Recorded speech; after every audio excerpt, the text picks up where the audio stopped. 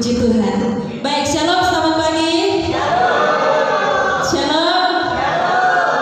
Seberapa kita yang bersuka cita pagi hari ini, mari angkat tangan kita katakan Tuhan Yesus baik. Tuhan Yesus baik. Saudara bersuka cita? Amin. Ya, sukacita yang luar biasa yang Tuhan berikan kepada kita karena kita punya Tuhan yang luar biasa. Ya, Bapak Ibu sekalian, Bapak Ibu yang terkasih dalam Tuhan, ya bersyukur kita masih bisa beribadah bersama-sama pagi hari ini. Dan pagi ini saya ingin membagikan beberapa ayat yang menjadi renungan bagi kita. Ya, kalau kita sudah siap untuk membaca firman Tuhan, mari kita sama-sama buka Alkitab kita. Yang bawaan kita boleh dibuka, kemudian kita akan baca 3 ayat pagi hari ini. 1 Tesalonika pasal 5 ayatnya yang ke-16 sampai 18. Pagi ini kita akan baca 3 ayat saja. 1 Tesalonika pasal 5 ayat 16, 17 dan 18. Kita baca sama-sama. Ayat 16, 17 dan 18. Kalau sudah ketemu kita akan baca sama-sama dalam hitungan ketiga. 1, 2, 3. Bersukacitalah senantiasa, tetaplah berdoa, mengucap syukurlah dalam segala hal, sebab itulah yang dikehendaki Allah di dalam Kristus Yesus bagi kamu. Amin. Ada 3 ayat yang kita baca pagi hari ini, dan saya ingin membagikan menjadi renungan kita di pagi hari ini. Bapak Ibu masih berbicara tentang kehidupan, ya, karena selagi kita hidup, kita masih akan mengalami yang namanya persoalan. Persoalan akan tetap datang, tidak akan berhenti sebelum kita mati. Ya, nah, beberapa waktu ini saudara sudah tahu bahwa dengan adanya virus corona yang membuat masyarakat Indonesia mengalami banyak penurunan, ada yang ketakutan dan sebagainya. Ya, kemarin katanya di Jakarta diberlakukan lagi PSBB, ya. Kalau itu sudah berlaku lagi di seluruh Indonesia bagaimana, ya. Tapi kita sebagai anak Tuhan, biarlah kita tetap hidup di dalam Tuhan, kita tetap tenang di dalam Tuhan, kita jangan sampai dikuasai oleh ketakutan yang berlebihan, ya. Beberapa waktu lalu, kira-kira 2 hari yang lalu begitu, saya diceritakan sama ada seorang ibu yang bilang, dia tuh bercerita kalau dia tuh pernah mengambil cuti dan sebagainya. Kemudian dia bilang, masalah kok datang silih berganti dalam hidup saya, keluarga besar saya. Kayaknya masalah itu selalu ada, bertubi-tubi, ya, sampai mereka dalam keluarga itu tidak akur, ya, dalam keluarga itu tidak harmonis karena masalah. Satu masalah bisa membuat suatu keluarga tidak harmonis, saudara. Tapi mari pagi hari ini kita belajar dari firman Tuhan, bagaimana kita mau meresponi masalah yang datang ini. Masalah boleh datang, tetapi bagaimana kita anak-anak Tuhan, kita yang sudah hidup di dalam Tuhan, kita mau meresponi masalah tersebut. Ya, tentunya ada sikap yang kita ambil, ya, ada sikap yang kita lakukan, ya. Kalau pagi hari ini, saudara, kita sebagai anak Tuhan, kita tentunya akan kita harus memiliki hati yang senantiasa menyimpan firman Tuhan, atau kita punya hati yang senantiasa terus terisi oleh firman Tuhan, supaya apa? Ketika masalah itu datang, kita mampu, ya, kita bisa melewati masalah itu, ya. Kemudian ternyata masalah ini datang tidak memandang siapa kita, apa latar belakang kita dan sebagainya. Ya, mereka tidak melihat seberapa suksesnya kita, atau mereka tidak melihat apa jabatan kita, berapa usia kita, berapa lama kita hidup. Tetapi masalah ini datang kepada siapa saja. Ya, selagi kita masih mau mengenal Tuhan, selagi kita mendekatkan diri sama Tuhan, masalah itu akan tetap datang. Tapi bersyukurlah kita anak-anak Tuhan, karena kita punya Tuhan, ya, kita punya Tuhan yang senantiasa terus menguatkan kita. Karena apa? Kita sudah siapkan perlengkapan senjata kita. ya. Kalau perlengkapan rohani itu tentunya salah satu kita harus siapkan pedang roh, ya, yaitu firman Allah yang kita baca setiap hari. Firman Allah ini yang akan menguatkan kita, memampukan kita, bahkan yang mampu untuk menghibur kita ketika kita dalam tekanan masalah. Kalau dalam kitab-kitab lain juga mengajarkan tentang hal itu, ya. Saat kita lemah, firman Tuhan yang menguatkan kita. Dan pagi hari ini, saudaraku yang terkasih, saya akan bagikan 3 hal atau 3 sikap yang kita harus lakukan ketika kita menghadapi masalah. Yang pertama adalah bersukacitalah senantiasa. Bersukacitalah senantiasa. Ayat 16 berkata, bersukacitalah senantiasa. Kalau saudara dengar kata bersukacita, pasti saudara, ini pikiran saudara adalah gembira, bahagia. Kalau saya mau bilang, kalau masalah datang kita harus bersukacita, bagaimana respon saudara? Ya, ada yang senyum-senyum. Bisa nggak ya ketika masalah datang membuat kita sampai harus mencucurkan air mata? Apakah kita masih mampu untuk bersukacita? Atau kita mampu untuk senantiasa bergembira? Ya saudara, dalam kitab Yakobus bilang, anggaplah sebagai suatu kebahagiaan ketika kita dapat cobaan itu. Kenapa?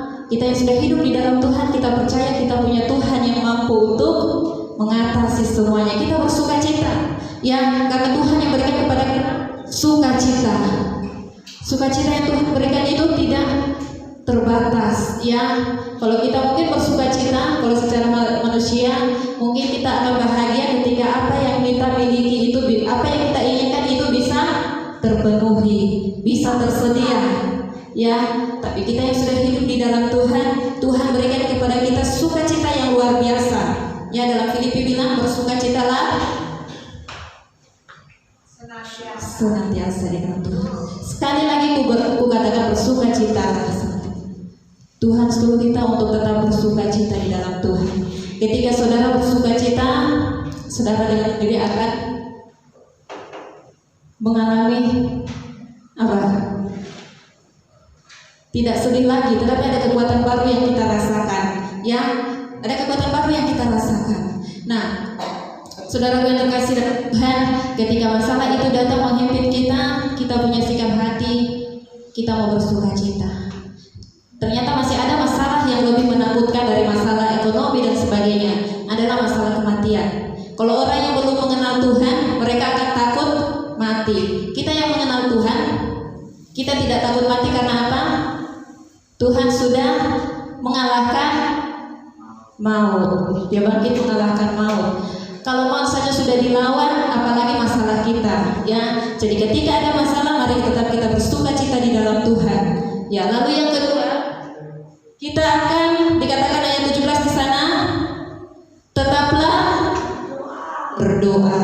Orang Kristen selalu harus disuruh harus tetap berdoa, ya, harus tetap berdoa sama Tuhan. Dan biarlah kita menjadikan doa ini sebagai gaya hidup kita, ya. Ketika saudara melakukan cara berdoa, supaya apa?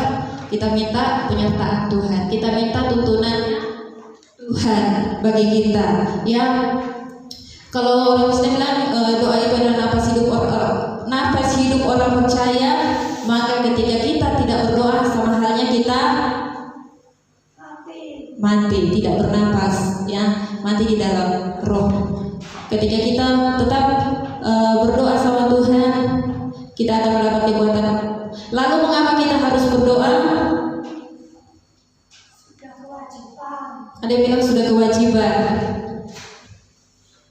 Ya, dalam Alkitab juga menuliskan bahwa kita punya musuh, ya, ada iblis yang jalan ke sana kemari. Dia sedang mencari anak-anak Tuhan untuk menjatuhkan anak Tuhan. Ya, jadi ketika kita berdoa, di situ ada kekuatan baru bagi kita.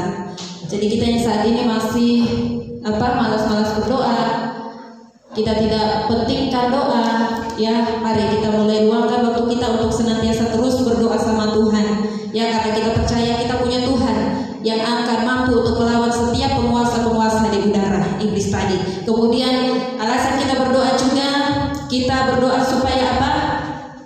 Kita bisa dapat atau kita bisa memperoleh apa yang kita butuhkan. Ya, kehidupan sehari-hari kita minta tuntunan Tuhan, kita minta pertolongan Tuhan, Tuhan yang akan menyediakan bagi kita.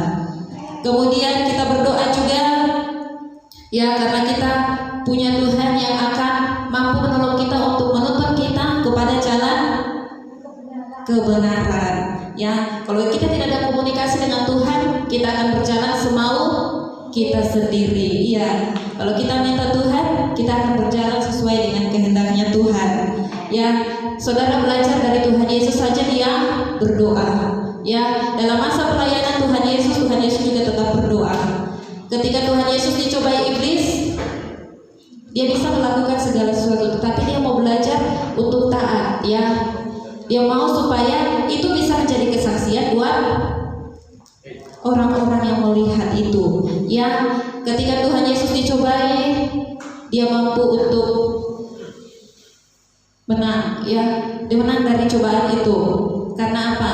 Dia hidup dengan Tuhan. Jangan sampai kita berpikir karena Yesus itu adalah Tuhan. Tidak, kita punya Yesus, dia memberi contoh buat kita supaya kita bisa menjadi anak-anak yang senantiasa tetap berdoa. Kemudian kita juga belajar dari Daniel. Ya, ketika Daniel dalam masa-masa yang sukar, masa-masa terhimpit, ketika dia harus dibuang ke perapian yang menyala-nyala, kemudian gua singa dan sebagainya, Daniel masih punya waktu untuk berdoa sama Tuhan. Lalu kita juga belajar dari setiap para rasul yang ada dalam masa pelayanan mereka. Mereka tetap berdoa sama Tuhan. Ya, dan tokoh-tokoh Alkitab lainnya kita bisa belajar dari mereka. Lalu bagaimana dengan kita saat ini? Apakah kita hanya mau berdoa ketika kita butuh Tuhan? Apakah kita belajar untuk senantiasa berdoa terus dalam keadaan apapun, dalam suka, senang, duka maupun apapun itu, kita tetap naikkan doa kita sama Tuhan, karena itu adalah gaya hidup kita di hadapan Tuhan. Jadi yang kedua, tetap berdoa, tetaplah berdoa kepada Tuhan.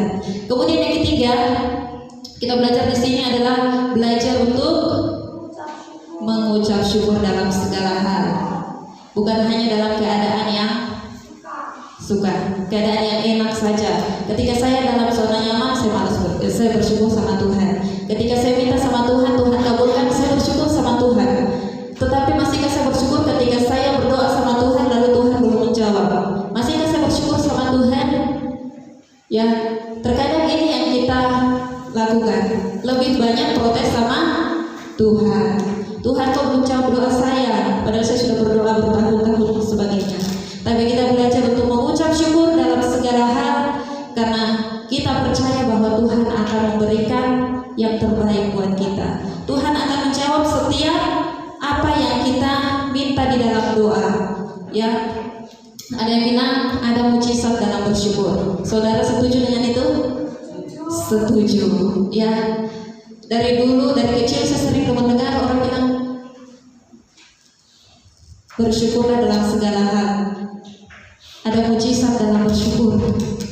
Saya sering kali dengar, tapi puji Tuhan, saya pernah berpikir kira-kira bisa tidak mujizat dalam bersyukur itu Tuhan lakukan. Ketika kita mau berserah kepada Tuhan, kita mau ngalamin itu, kita mau kita mau merasakan itu, Tuhan akan berikan kepada kita. Sebuah kesaksian saya, saudara, selama di Jawa ini, memang banyak hal yang Tuhan sudah buat saya. Ya, baik itu sakit, tapi yang lebih saya alami adalah sakit. Tuhan izinkan sesuatu yang tidak enak itu bisa saya alami, supaya apa? Saya tetap mengandalkan Tuhan, bersyukur sama Tuhan.